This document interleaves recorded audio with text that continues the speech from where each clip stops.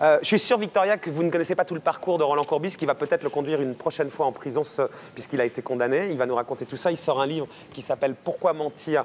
Tout sur les coulisses du football. Et vous allez voir, c'est pas toujours reluisant. Mais histoire de bien comprendre ce qui s'est passé dans la vie de M. Courbis, vous allez voir, c'est pagnol, hein, sa vie. Je vous propose de suivre tout ça en images d'abord, avant que Pierre fasse son portrait. Regardez le reportage de David Corr, vous allez tout comprendre. Vous allez voir que... Vous avez quelques petits trucs à vous reprocher, M. Courbis. Bon, je pense comme tout le monde. Plus ou moins. Vous n'en avez pas, vous? Ah, pas autant que vous, quand même. Écoute, Roland, Ça va. Que ce soit clair, Marco, dans le foot, il a rien à se reprocher. Allez, je vais quoique. Pour Victoria, histoire qu'elle ne soit pas larguée, regardez le reportage de David Corr, vous allez tout comprendre.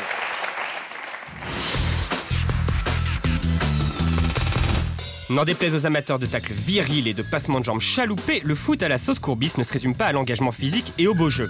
Dans son autobiographie, Roland Courbis rappelle que le foot, c'est aussi des magouilles, des caisses noires et des passages à l'ombre sous le cagnard marseillais. Un franc-parler salvateur qui fait de Coach Courbis un personnage à part. C'est un personnage à la Pagnol, quoi, voilà. C'est un personnage qui sort directement des légendes du Midi et on pourrait effectivement, comme on le disait à l'instant, le voir comme héros de roman ou comme héros de film. Roland Courbis, c'est juste un espèce de... C'est le foot à lui tout seul, quoi. C'est ce mec qui représente le foot français avec tout ce qu'il y a de plus à la fois risible et à la fois touchant, quoi. C'est-à-dire une espèce de pseudo-innocence et en même temps un vieux bandit de chez bandit. Condamné en octobre dernier à 2 ans de prison ferme dans l'affaire des transferts frauduleux de l'OM, Roland Courbis attend maintenant la décision de la Cour de cassation, mais devrait, sauf surprise, terminer derrière les barreaux. Faut dire qu'on n'a pas vraiment affaire à un enfant de cœur. Déjà condamné en 1990 dans l'affaire des comptes truqués de Toulon, Coach Courbis avait pris 2 balles dans l'abdomen lors d'une fusillade quelques années plus tard. Le métier d'entraîneur n'est décidément pas une sinécure. Et je crois qu'on est véritablement avec un philosophe au sens premier du terme, c'est-à-dire si ça rigole, si ça flambe, je touche la mise. Si ça ne veut pas le faire et que je dois, entre guillemets, manger, eh ben je mange. Avec tout ça, on en oublierait presque sa carrière d'entraîneur. C'est pourtant lui qui révèle un certain Zidane en 1992 avec les Girondins de Bordeaux et lui qui mène l'OM en finale de la Coupe d'Europe en 1999. Mais malgré ses succès, il n'atteindra jamais le poste de sélectionneur de l'équipe de France. En matière de grande gueule, Coach Courbis ne fait pas office de jeune promu. Qu'on ne nous regarde plus comme des milliardaires qui gagnent jusqu'à 55 ans des fortunes. 3 ans à 100% sur 6 années à 50%, c'est arithmétique. Je ne le lis jamais. Et quand il y en a un qui manque un but, j'entends. Et ce connard-là, avec ses 200 briques, il est même pas capable de marquer, il n'y avait plus qu'à la pousser avec la bite. Qu'est-ce que je vous dis ? Bon, sa personnalité est ainsi faite, il ne va pas faire des efforts tout particuliers pour devenir l'entraîneur de telle ou telle équipe, voire de l'équipe de France. Et c'est sans doute pour ça que Roland Courbis reste aussi populaire. Au-delà des affaires et des casseroles, on retient surtout une gouaille à faire pâlir d'envie les tontons flingueurs. Il magouille. Et alors, quand c'est fait avec talent, on s'en souvient moins longtemps. Vous avez des embobineurs à la tapis qui sont des personnages sulfureux, qui sont des personnages dangereux.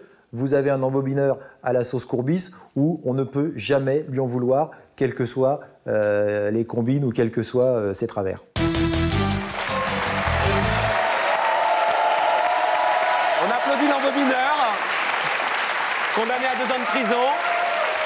Juste avant de laisser parler Pierre, histoire de finir de dresser le portrait, la prison, cette fois-ci, vous allez y aller une nouvelle fois, là. Marco, tu poses trop de questions, là, doucement.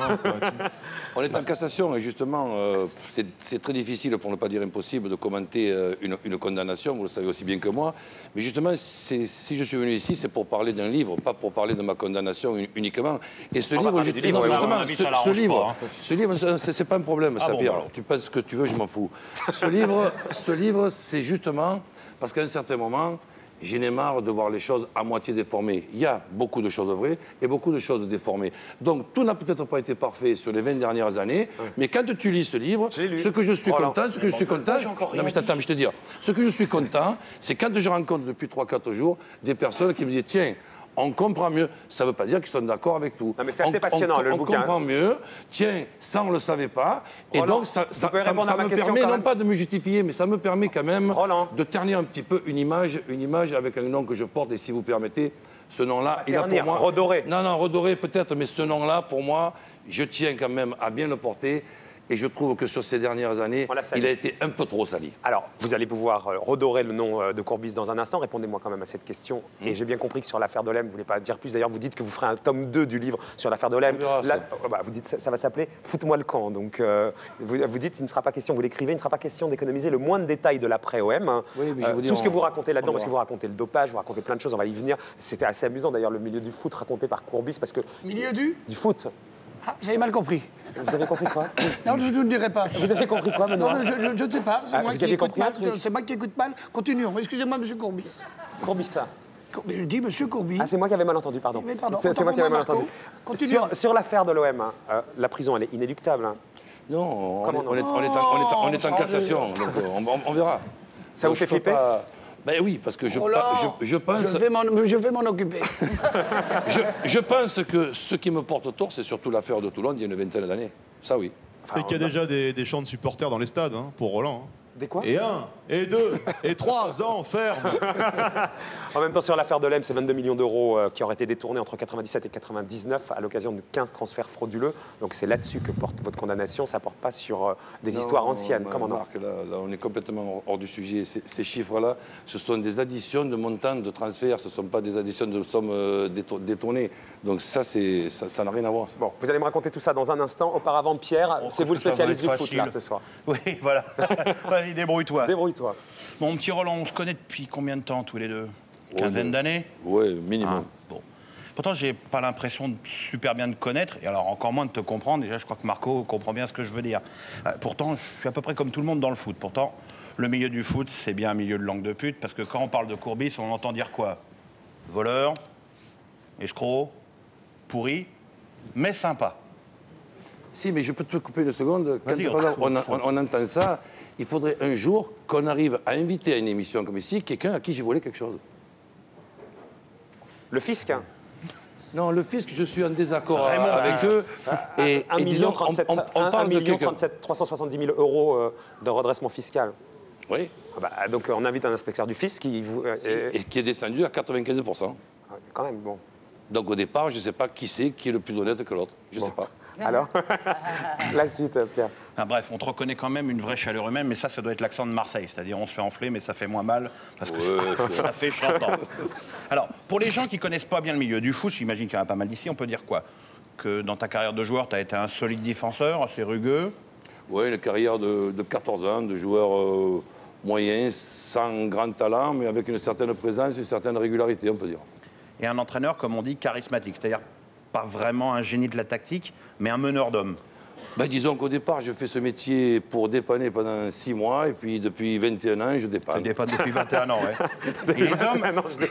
Et les hommes, du coup, c'est à la fois ton point fort et ton tendon d'Achille, parce que ce qu'on te reproche, enfin surtout ce que la justice se reproche, c'est d'avoir un peu tapé dans la caisse. Donc ça a commencé, comme tu l'as dit tout à l'heure, avec Toulon. Là, on est dans le concept Robin des Bois, c'est-à-dire je vole aux très riches pour aider mon club qui est très pauvre. Ça, c'est des forts. Pardon, je dis, c'est des forts. C'est pas tout à fait comme ça. Non, mais c'est même ce que tu dis. Tu dis, tu as une phrase dans ton livre, tu dis acheter un mec 0 francs et le revendre rapidement plusieurs millions, c'est sûr qu'en garde à vue, personne ne le met à mon crédit ni me félicite. Si, ce qu'on a pu faire à Toulon à un certain moment, on l'a fait tout simplement parce qu'on avait envie de survivre, et on a fait ce que j'ai appelé 3 francs avec 1 franc. Donc on appelait des coupables. Oui, mais présenté comme tu présentes, on dirait que je prends de l'argent et que je me remets dans la poche. Alors qu'à Toulon, ce que j'aurais pu me mettre dans la poche, c'est des dettes. Non, j'ai dit voler aux riches pour aider mon club pauvre. J'ai pas dit que tu l'as mis dans ta poche. Donc c'est la fraude fiscale, les fausses factures, la comptabilité suspecte dans l'affaire de la caisse noire du club de Toulon. C'est ça, grosso modo? Oui, disons que bon, voilà, on a, si tu veux, mais triché pour essayer de survivre, et on y est arrivé pendant 9 ans, c'est tout. Bon, alors à Marseille, on peut dire que Robin des Bois, c'est un petit peu embourgeoisé, et que là, on te reproche, je dis ce qu'on te reproche, oui. On te reproche d'avoir volé des riches pour enrichir des riches. Non, on me reproche un complément de salaire au black. C'est justement pour ça que j'ai écrit un livre, finalement. Je suis très heureux de l'avoir écrit, ce livre. Bah oui, mais c'est un complément de salaire au black pour qui? Pour vous, pour les joueurs? Mais pour moi et pour les joueurs.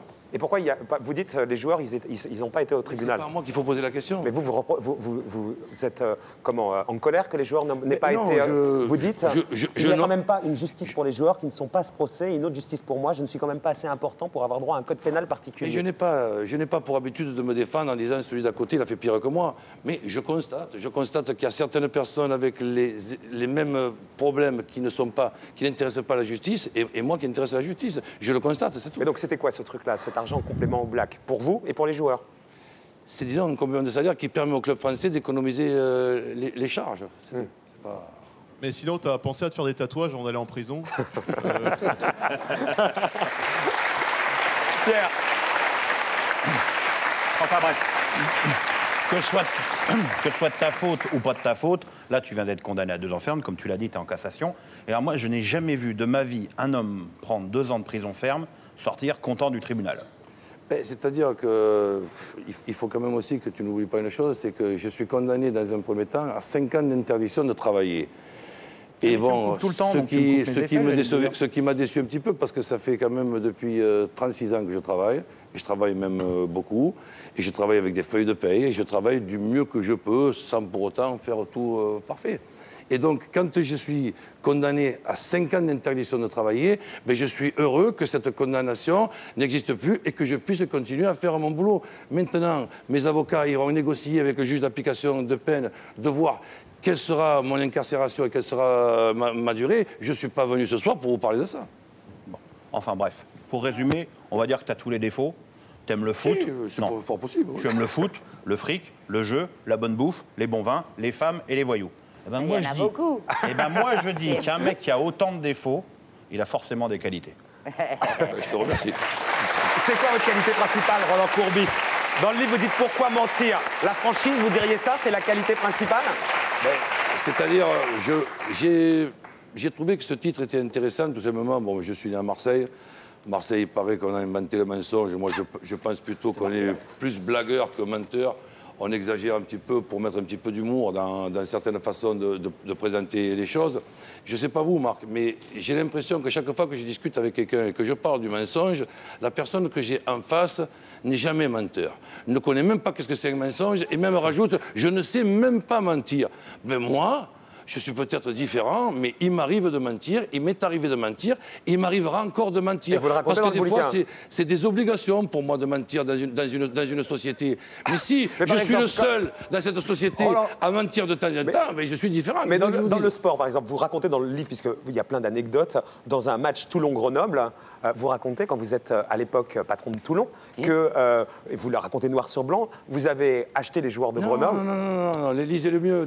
Pour ne pas trahir de secret, pourquoi mentir? On ne peut pas vraiment dire que 2 ou 3 joueurs de l'Isère ont fait contre nous le match de leur vie. On avait préparé des contrats pour que certains signent chez nous la saison suivante. Mais vous voyez la différence qu'il y a entre un contrat et donner, comme vous avez dit, de J'ai dit acheter un joueur. Mais si par exemple...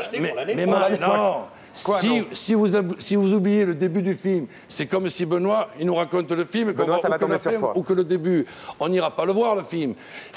Grenoble, on est au courant qu'il y a 2 autres équipes qui auraient, je parle au conditionnel, qui auraient, disons, encouragé les Grenoblois à nous battre, comme ça se passe en Espagne, avec des primes et des surprimes. Mais ce n'est pas de la corruption, c'est de l'encouragement à la victoire. Si vous le dites, vous dites quoi, vous, Benoît? Non, je dis maintenant c'est pour Victoria, parce que c'est l'Espagne.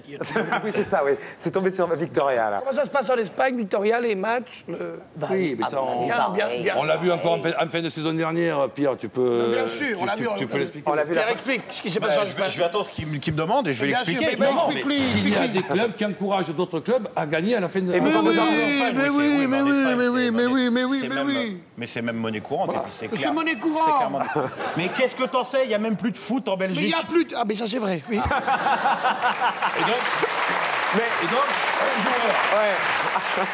Un joueur de Grenoble nous a intéressés pour venir chez nous la saison prochaine. Et vous l'avez acheté? On l'a fait signer, on va dire. Mais alors, par exemple, quand vous racontez dans le livre un joueur dopé, qui s'appelle, je crois, Victor Ramos, c'est ça? Sympa pour lui. Alors, très sympa. Il est devant sa télé, là, cool avec sa mère. Victor. C'est pas toi, là, quand vous avez parlé, là? Si je parle, Marc, si je parle de dopage... Ramos, c'est pas de temps qu'on vient de causer, là. Si je parle... bar, tranquille, putain, c'est de ma gueule qu'on cause, là. Ramos, viens, on parle de toi. Alors, pour que j'explique, Roland, que j'explique. Si je parle... Non, oui, c'est d'Argentine. Il est en Argentine, il reçoit pas capte pas. Si, il capte, tu verras, il a le satellite. Putain, salopard de corniche. Ce qu'il explique, c'est qu'il allait être, comment on appelle ça? Quoi, frappé dans la main? Non, pas frappé dans la main, il allait être contrôlé. Ah, contrôlé. Et avec l'aide de M. Courbis, ils en en envoyer un autre pisser à la place de mais Ramos. putain, ça se fait dans le vélo depuis des années. Oh Non, mais Mais si vous les trouvez... Pourquoi tu t'es chopé dans le vélo? Ce que j'ai voulu expliquer, Oui, Roland. ce n'est pas qu'on a fait un exploit en envoyant quelqu'un pisser à la place d'un joueur qui s'était fait contrôler. Ce que j'ai voulu expliquer, c'est qu'on n'est pas à l'abri, à l'intérieur d'un club, à l'intérieur d'une équipe, d'un joueur qui peut se doper. Quand on pose la question, est-ce qu'il y a des dopés en football, tout de suite, on dit non, non. Moi, j'ai dit peut-être. Et même à l'insu de certains entraîneurs. J'ai toujours été contre. J'ai toujours été contre le dopage. J'ai toujours été contre le dopage. Il y a suffisamment pendant 21 ans de joueurs qui peuvent témoigner ça, que je ne dis pas qu'à un certain moment, un joueur n'a pas pu prendre quelque chose dans mon dos et dans le dos de notre club. Non mais là, c'est plus que ça. Vous l'aidez à... Vous en prenez un autre pour pisser dans le... Mais ça, c'est pour pas qu'il se fasse attraper, parce que sinon, on est tous dans la merde. C'est pas... Marseille, ils avaient fait ça. Marseille, ils avaient trafiqué les numéros. Maintenant, donc, si tout le monde est pourri, autant être pourri, quoi. Non. Bah si. Mais Roland, vous êtes en train de, prôner l'illégalité. Vous pensez quand même pas que Ramos, on y a fait les félicitations, mais quand on nous tire au sort un joueur qui en plus est blanc, comme je l'ai dit, c'est pas comme un cachet d'aspirine, comme un cachet de Captagon. Le Captagon, c'est justement cette pastille interdite qui augmente les possibilités physiques. On est dans la merde. Non, on connaît pas Benoît. Si, on prend tous du Captagon. Non mais ça va pas bien. Vous prenez ça mot dans mer? Non. On est dans la merde. Ah non, c'est vrai, il n'y a pas de contrôle. Et on essaye de se sortir de cette merde. Donc votre vie, c'est vous êtes sorti de la merde, quoi, grosso modo. Ce qu'on retient de livre, c'est... Mais là, c'est pas une vie, c'est un réflexe. Non, je sais pas. Et voilà, Roland Courbis. Par exemple, il raconte dans le bouquin comment tout gamin, il veut rentrer dans un match de foot. Non, mais quelqu'un de normal dans l'affaire Ramos. Quelqu'un de normal dans l'affaire Ramos, il prend Ramos et il dit voilà, c'est lui le coupable, on a match perdu et le club, il est mort. C'est ça que j'aurais dû faire. Ouais. Non, on est différents. Eh ben ouais, on est différents. Bah ouais. On est très différents, mais... Par exemple, pour rentrer, Benoît, rentrer dans une équipe... On est très différents, mais je ne change pas. Non, mais j'ai bien compris. À l'âge de 10 ans, il veut rentrer dans une équipe de football, mais il est trop jeune pour ça. Qu'est-ce que fait Roland? Usurpation d'identité. Il le raconte dans le bouquin. Non, c'est pas moi, c'est les dirigeants. Oui, c'est pas moi, mais bon, on vous... Mais quand on me l'a proposé, j'ai accepté parce que j'avais envie de jouer. Et je jouais à l'âge de 10 ans avec ceux qui avaient 11 et 12. Ouais. Donc c'est pas tricher. C'est pas tricher, mais bon, c'est interdit quand même, Roland. La plupart des joueurs africains qui jouent en poussin ont 34 ans. Oui, c'est vrai. Ils ont même un surnom, on les appelle les nez présumés. Si tu veux. Donc tout ça, c'est pas tricher? Pour moi, non. Pour moi, quand on a 10 ans et qu'on joue avec 11 et 12 ans, même si on joue sous une fausse licence... C'est rien, hein, Benoît? Pas ça, Roland. C'est que dalle, hein. C'est que dalle. Là, franchement, là, vous le tripotez sur des petites histoires. C'est des histoires qu'il raconte dans le bouquin pour dire que ça vibre... C'est très bien qu'il le dise, il a l'honnêteté de le dire. Après, bon, il fait son mea culpa. Pas tellement, non. Vous trouvez que c'est un mea culpa? Il explique, c'est tout, il fait pas un mea culpa. Je trouve quand même qu'il y a dans son explication une forme de mea culpa. À partir du moment où tu dis la moitié de la guérison est faite. Non, mais comme je suis différent, ces proverbes-là, pour moi, faute avouée à moitié pardonnée, ça n'existe pas, c'est que pour les autres. D'ailleurs, il y a également Francis Holm qui prépare un bouquin, donc je pense qu'on pourra excuser aussi. Alors, en même temps, c'est ce qui le rend sympathique, il est flambeur, Roland. 13 Porsche en 13 ans. Et il paraît que c'est votre mère qui vous a dit que si vous j'avais dit 14, j'aurais dit un mensonge. 13 Porsche en 13 ans. Et il a changé parce qu'il rentre plus dans les Porsche. Il est trop... C'est votre mère qui a dit ça. Quoi, non? Oui. Non, c'est pas vrai. T'as eu 13 Porsche? Moi, je rentre dans une Porsche. Ouais, c'est bien. Comment ça, bon? Ce côté super flan. D'ailleurs, Pierre Ménès a une Smart, je crois que tu peux en parler. C'était un rêve tout gosse d'avoir une Porsche. Elle est garée à côté de ta pirogue.